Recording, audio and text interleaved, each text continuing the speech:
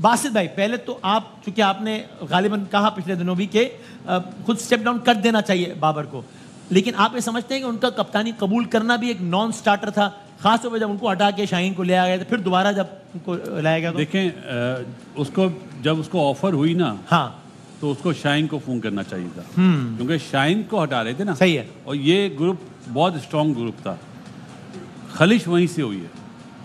कौन सा group strong था? शाहीन वाला? तीनों जो है ना, बाबर, रिजवान और जो एक कैटेगरी में ना, शाहीन, बाबर और रिजवान। सही है। तो बाबर को वहाँ पे शाहीन को फोन करना चाहिए था कि यार आप कप्तान थे अभी, मतलब इन्होंने मुझे ऑफर करी है। हाँ, वो क्या बोलता है, अगर वो बोलता है सही है आप एक्सेप्ट कर लें तो करनी चाहिए थी, अगर वो मना करता तो बाबर को बीइंग अ फ्रेंड एक्सेप्ट नहीं करना चाहिए। ओके। अच्छा, शाहिद खान आफरीदी भी इस हवाले से कोई बात कर रहे हैं। आफरीदी का इससे पहले भी हमने एक बयान सुना था, बल्कि अगेन हम एक इवेंट में थे जिसमें हमने पूछा आफरीदी से खुद, तो उन्होंने कहा कि जनाब या तो बाबर को कप्तानी से हटाना नहीं चाहिए था, मतलब शाहीन को बनाना ही नहीं चाहिए था कप्तान, या अगर बना ही दिया था तो फिर हटाना नहीं चाहिए था, फिर कंटिन्यू रखना चाहिए था। अभी वो क्या कह रहे हैं सारी सूरत में Shahid Khan Afridi, end of course ज़ाहिर उनका एक ताल्लुक है शाहीन आफरीदी साहब से, कोई सीक्रेट नहीं है। क्या कहते हैं शाहिद आफरीदी, दिखाइएगा।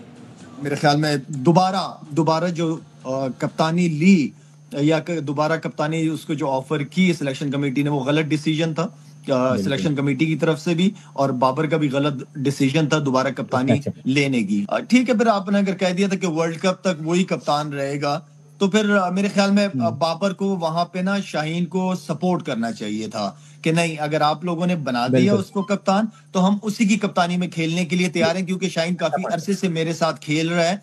तो वो, और आज अगर वो उसको कप्तान बनाया, सिलेक्शन कमेटी ने बनाया, हाँ ठीक है, मैं बिल्कुल शाहीन को सपोर्ट करूंगा और उसकी कप्तानी में खेलना चाहूंगा। बाबर को ये स्टांस लेना चाहिए था, यहाँ से बाबर की रिस्पेक्ट बहुत बढ़ जाती कि यार बाबर ने, जितना बड़ा प्लेयर है उतना ही जबरदस्त उसने ये डिसीजन लिया और एक एग्जाम्पल सेट की उस लड़के ने। इसमें आगे वो ये भी कहते हैं कि मैं बाबर को मुकम्मल तौर पर जिम्मेदार नहीं ठहराता, लेकिन बाबर को ये करना चाहिए। You agree with this? मैं 100% एग्री करता हूं। अच्छा, बाबर को नई कैप्टनसी लेनी चाहिए थी। एक उनका रिलेशन भी खराब होना था, टीम का माहौल भी खराब होना था। आपने बासित भाई ने अभी कहा, याद है आपके प्रोग्राम में 2022 T20 वर्ल्ड कप जिम्बाब्वे से आ रहे थे, 11th आवर पे मैंने क्या कहा था कि बाबर अगर चाहता ना कि वो लंबे रन करे, प्रेशर रिलीज होए, तो कैप्टनसी छोड़ दे फौरन वर्ल्ड कप के बाद आने के बाद। अगर ये छोड़ देता तो शायद इसका नाम बनना इसी नहीं था, आज 2 साल बाद 3 साल बाद बनना था। फायदा इसी का होना था, पाकिस्तान का फायदा होना था। लेकिन एक कैप्टनसी सीट ऐसी है, मुझे लगता है कोई छोड़ना नहीं चाहता।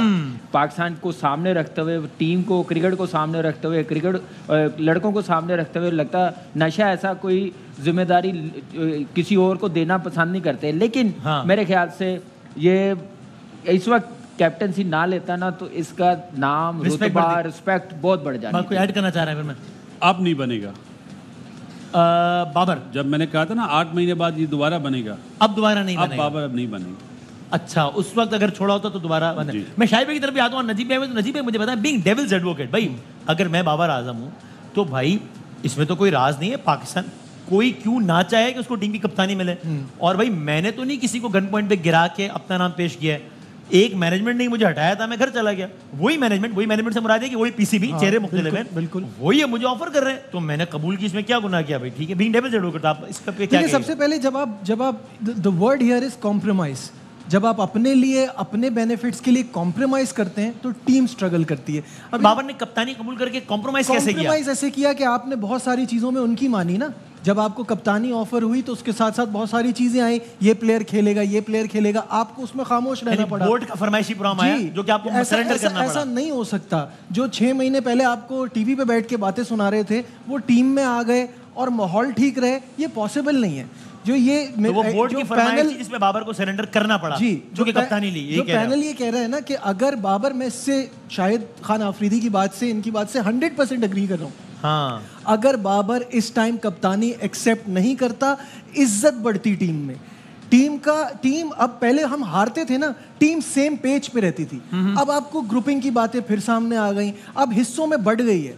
और उसमें फिर आप देखिए कि ग्रुपिंग की बातें पहली मर्तबा सामने आ रही हैं क्या? नहीं, ये तो बहुत बार आती हैं, लेकिन यही तो है, पहले इस टीम में नहीं आ रही थी। पहले तो ये कहा जाता था ना कि ज्यादा ही ओपन हो गया। हाँ, इस बार कुछ ज्यादा। पहले तो ये कहा जाता था ना कि ये सब एक पेज पे हैं, इनमें से किसी को सीक्रेट हो गया। अब ओपन सीक्रेट हो गया है कि अब अब आपके कॉन्फ्लिक्ट्स आ रहे हैं इस चीज पे। तो आपको मेरे हिसाब से नहीं लेनी चाहिए थी कप्तानी, लेकिन एक और सवाल- अपने रन्स पे फोकस करते, because let's be very clear, he is not a good captain.